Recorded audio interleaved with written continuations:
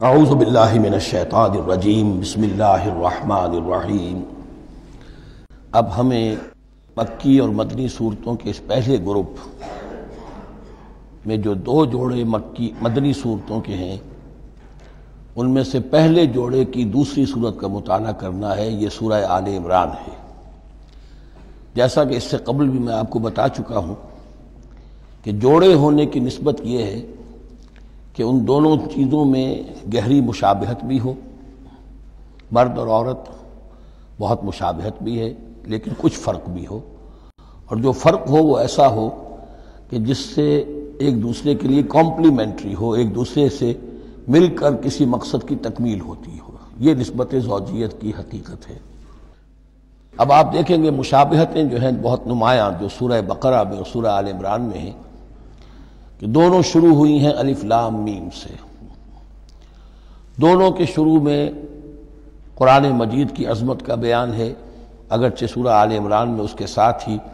تورات اور انجیل کا بیان بھی ہے۔ دونوں کے اختتام پر بڑی عظیم آیات آئی ہیں۔ وہ آیت ہم پڑھ چکے ہیں جو سورہ بقرہ کے اختتام پر آئی ہے، جو کہ ایک عظیم دعا پر مشتمل ہے۔ عظیم ترین دعاؤں میں سے اس کو شمار کیا جا سکتا ہے، ربنا لا تؤاخذنا ان نسینا واخطانا۔ سورہ آل عمران کے آخری رکوع میں بھی ایک جامع دعا آئی ہے،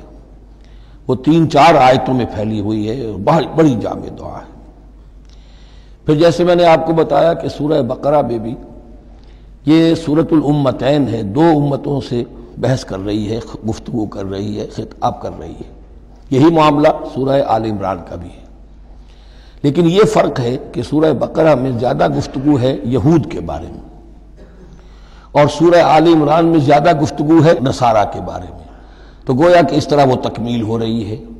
کہ اہل کتاب کا جو ایک طبقہ تھا اور اہم تر طبقہ تھا یہود، دینی اعتبار سے ان کی اہمیت زیادہ تھی، چاہے تعداد میں وہ کم تھے اور کم ہے، لیکن یہ کہ دینی اعتبار سے ان کی اہمیت زیادہ رہی ہے۔ دوسرا طبقہ ہے یہ عیسائیوں کا، لیکن یہ کہ ان کا تذکرہ وہاں بہت کم آیا، یہاں آپ کو اس سورہ آل عمران میں زیادہ خطاب ان سے ملے گا۔ پھر جیسے سورہ بقرہ کا پہلا نصف جو ہے وہ 18 رکوعوں پر اور 152 آیات پر مشتمل تھا، اور نصف ثانی جو ہے وہ 22 رکوعوں پر لیکن 134 آیات پر مشتمل تھا، تو تقریباً مساوی دو حصے تھے۔ وہی کیفیت آپ کو یہاں ملے گی، بلکہ یہاں وہ بتمام و کمال ہے، دونوں حصے بہت مساوی ہیں۔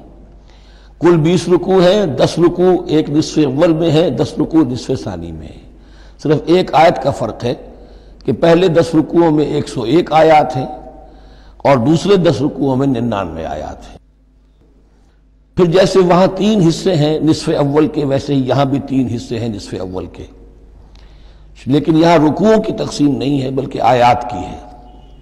پہلی 32 آیات میں تمہیدی کلام ہے، جیسے کہ 4 رکوع سورہ بقرہ کے،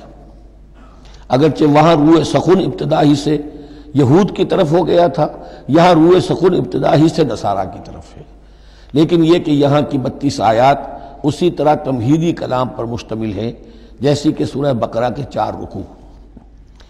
پھر یہاں 31 آیات براہ راست خطاب ہے نصارہ سے، خاص طور پر حضرت عیسیٰ علیہ السلام کی ولادت کن حالات میں ہوئی، کیا ان کا مقام اور مرتبہ تھا، کیا ان کی اصل حیثیت تھی، پھر یہ کہ ان کے ساتھ کیا معاملہ ہوا۔ یہ حصہ نازل بھی ہوا ہے سن 9 ہجری میں، جو شامل یہاں کر دیا گیا ہے، حالانکہ اس سورہ مبارکہ کا اکثر و بیشتر حصہ جو ہے وہ سن 3 ہجری میں غزوہ احد کے بعد نازل ہوا ہے، لیکن یہ کہ یہ حصہ جو ہے 31 آیات پر مشتمل نازل ہوا سن 9 ہجری میں۔ نجران ایک بستی تھی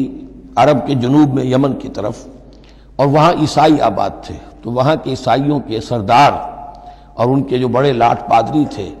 وہ کچھ 70 عیسائیوں کا ایک وفد لے کر آئے حضور کی خدمت میں مدینہ منورہ میں، بات سمجھنے سمجھانے کے لیے کہ آپ کس بات کی دعوت دے رہے ہیں، اور کئی دن مقیم رہے اور بات پوری سمجھ بھی لی، خاموش بھی ہو گئے، پھر بھی بات نہیں مانی تو حضور نے مباہلے کی دعوت دی، اس چیلنج کو قبول کیے بغیر وہاں سے چلے گئے۔ لیکن یہ کہ بہرحال انہوں نے جو ترتیب جس شدت کے ساتھ ہونی چاہیے تھی ان کی طرف سے وہ بھی نہیں کی، یہ شرافت کا انہوں نے مظاہرہ کیا۔ بہرحال یہ 9 رکوع، یہ جو 31 آیات ہیں سن 9 میں نازل ہوئی۔ یہی نوٹ کر لیجئے کہ سورہ بقرہ کی بھی ایک بات میں بتانے سے میں بھول گیا اس وقت کہ جو سود سے متعلق احکام ہیں، جو رکوع ہے، جو 38واں رکوع ہے سورہ بقرہ، یہ بھی تقریباً سن 9 میں نازل ہوا ہے۔ گویا کہ وہ مشابہت بھی موجود ہے کہ اگرچہ سورہ بقرہ کا اکثر و بیشتر حصہ غزوہ بدر سے قبل نازل ہوا، لیکن اس میں بھی کچھ آیات وہ ہیں جو سن 9 ہجری میں نازل ہوئی ہیں اور سود کے بارے میں آخری حکم ہے۔ اسی طریقے سے یہاں جو یہ نجران کے عیسائیوں سے خطاب کے لیے جو آیات نازل فرمائی گئیں، یہ سن 9 میں نازل کی گئیں، لیکن شامل ہے سورہ آل عمران میں کہ جس کا اکثر و بیشتر حصہ سن 3 ہجری میں غزوہ احد کے بعد نازل ہوا ہے۔ پھر جیسے سورہ بقرہ کے نصف اول کا جو آخری تیسرا حصہ تھا، وہ 15واں، 16واں، 17واں، 18واں رکوع، اس میں یہ کہ حضرت ابراہیم کا ذکر تھا، خانہ کعبہ کا ذکر تھا، اسی طریقے سے وہی بات یہاں ملے گی آپ کو۔ اور یہاں اب اہل کتاب کو دعوت دی گئی ہے اسی انداز میں جیسے کہ وہاں 16ویں رکوع میں سورہ بقرہ کے دی گئی ہے۔ یہ تیسرا حصہ جو ہے نصف اول کا، یہ 38 آیات پر مشتمل ہے، بہت جامع آیات ہیں، بہت اہم آیات ہیں۔ اس کے بعد نصف ثانی شروع ہو جاتا ہے جس میں کہ یا ایھا الذین آمنوا، جیسے 19ویں رکوع سے شروع ہوا سورہ بقرہ میں یا ایھا الذین آمنوا استعینوا بالصبر والصلاۃ ان اللہ مع الصابرین،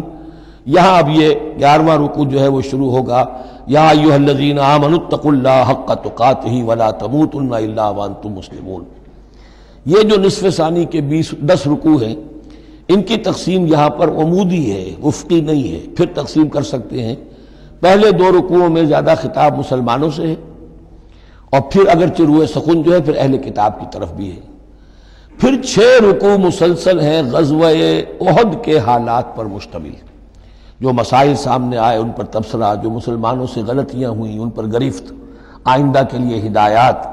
تو یہ پورے 60 آیات ہیں تقریباً، اور 6 رکوعوں پر پھیلی ہوئی ہیں۔ یہ سب کے سب یوں سمجھیے کہ قرآن مجید کا ایک مستقل باب ہے، چیپٹر ہے، غزوہ احد اس کا عنوان ہو سکتا ہے،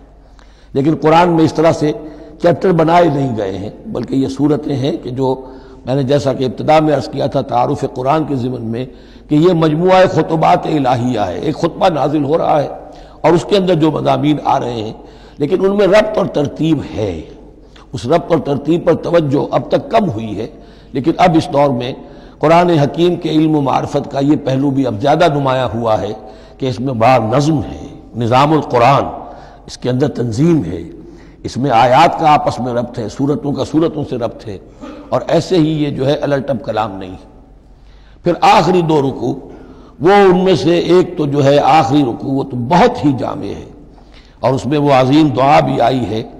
اور فلسفہ ایمان کے بارے میں اہم ترین بحث ہے کہ جو اس مقام پر آئی ہے۔ اور اس طریقے سے،